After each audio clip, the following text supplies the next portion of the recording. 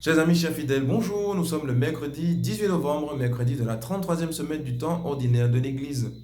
L'évangile proposé par la liturgie en ce jour est la parabole des mines, dans l'évangile selon saint Luc. Et cette parabole ressemble comme deux gouttes d'eau à la parabole des talents que nous avons entendue dimanche. Alors, pour continuer à nous imprégner de ces paraboles, je nous propose simplement de retrouver soit l'homélie que j'ai pu faire en allant sur la page Facebook de la paroisse ou sur le compte YouTube, ou encore en retrouvant l'homélie de Monseigneur Macaire, ou encore de d'autres homélies ou commentaires que vous avez pu entendre ou lire. Cela nous permet donc de nous concentrer sur la première lecture. Nous sommes dans l'Apocalypse de Saint Jean, chapitre 4, versets 1 à 11. Et comme nous dit Saint Jean, nous avons une porte ouverte dans le ciel. Une porte ouverte dans le ciel. Avec un coup de trompette. Pam, pam, pam. Attention, ce qui va suivre est important. Révélation particulière. Prêtez l'oreille. Alors, qu'est-ce qui se passe dans le ciel de si important pour que Dieu nous en donne accès, nous aussi, aujourd'hui?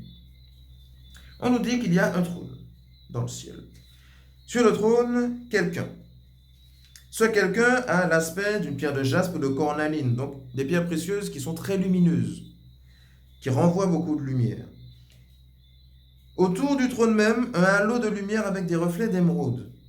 Donc on est clairement dans un contexte lumineux qui peut-être veut nous dire que celui-même qui est sur le trône est la lumière lui-même. On nous dit qu'autour de ce trône, il y a 24 autres trônes, où siègent 24 anciens, avec des vêtements blancs et des couronnes d'or. Cela nous renvoie directement au premier livre des Chroniques, chapitre 24, où on nous dit que 24 prêtres sont dans le temple de Jérusalem pour offrir des sacrifices à Dieu. Le vêtement blanc renvoie au baptême et les couronnes renvoient évidemment à la royauté. Donc, quelque part, ces anciens sont des prêtres et des rois. Les quatre vivants en question.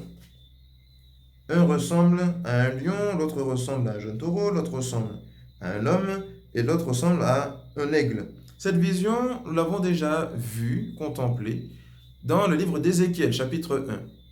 Et dans ce contexte, la vision nous renvoie à la création en relation avec Dieu. Quelque part ici aussi, création en lien avec Dieu. Mais on peut y voir un deuxième niveau de lecture puisque la tradition chrétienne a associé un vivant à un évangéliste. Le lion pour Marc, le taureau pour Luc, l'homme pour Matthieu et l'aigle pour Saint Jean. Et peut-être qu'on peut comprendre par là que pour avoir une connaissance de celui qui est sur le trône, qu'il nous faut passer par les évangiles. Ces quatre vivants encore, jour et nuit, ne cessent de dire « Saint, Saint, Saint, le Seigneur Dieu, le souverain de l'univers, celui qui était, qui est et qui vient. » Cela nous renvoie à Isaïe 6, qui déjà nous présentait cette vision des chérubins qui entonnent devant Dieu le Sanctus. Et on nous dit encore que ces vivants, donc, rendent honneur, gloire et action de grâce à celui qui est sur le trône. Les 24 anciens, eux, prennent une position d'adoration, ils se prosternent devant lui, face contre terre, et disent « Tu es digne, Seigneur notre Dieu, de recevoir la gloire, l'honneur et la puissance. » Alors oui, cette porte ouverte dans le ciel nous donne accès à la liturgie céleste. Liturgie qui a commencé depuis la création et qui n'aura pas de fin. Les anges ont commencé, les saints du ciel ont commencé, et nous les rejoindrons bientôt. Et pour nous familiariser à cette liturgie céleste, nous avons la liturgie terrestre. Et oui, les 24 anciens, ça nous dit un petit peu aussi que c'est nous, puisque par notre baptême, nous sommes prêtres, prophètes et rois, devant le trône de Dieu. Le trône de Dieu est représenté dans nos églises par le siège de présidence du prêtre. Certains sont très travaillés, d'autres moins, mais il n'en est pas moins que celui qui finalement siège au cours de la liturgie, ce n'est même plus le prêtre, c'est le Christ qui préside la liturgie. Puisque de fait, c'est le Christ qui célèbre, qui préside les liturgies, par la personne du prêtre.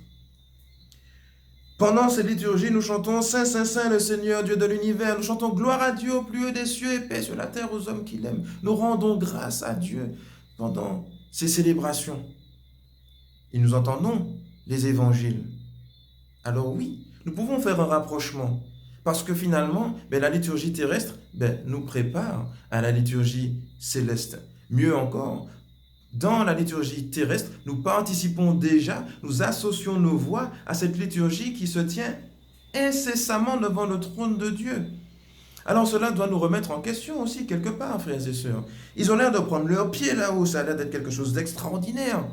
Sauf que nous, souvent, quand nous sommes dans nos célébrations, nous avons des têtes de pain rassis. Ou encore, comme le dit le pape François, nous avons des têtes de carême sans Pâques. Alors que la liturgie terrestre nous donne déjà un avant-goût de ce qui se vit dans le ciel. Et j'y entrerai d'autant mieux que je m'y serai déjà préparé sur la terre. Alors, n'allons plus à l'église comme avant. Regarde plus le sanctuaire comme avant. Change ton regard, prie le Seigneur pour le chanter dans l'éternité. Bonne méditation à tous et bonne journée.